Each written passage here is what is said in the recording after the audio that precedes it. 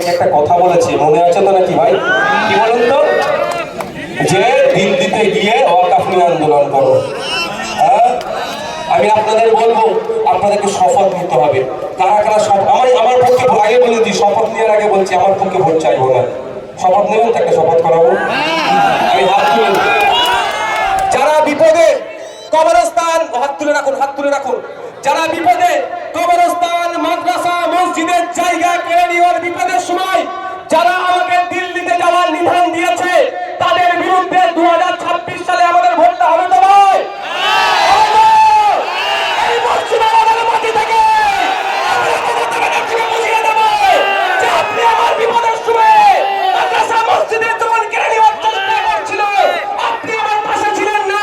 2026 এই আমলটা ইভিএম মেশিনের চোরা ভুলে যাবে না। হবে তো ভাই? হবে তো? আমার পক্ষে ভোট দিতে হবে না, আমাকে ভোট দিতে লাগবে না, খাম চিহ্নকে ভোট দিতে লাগবে না।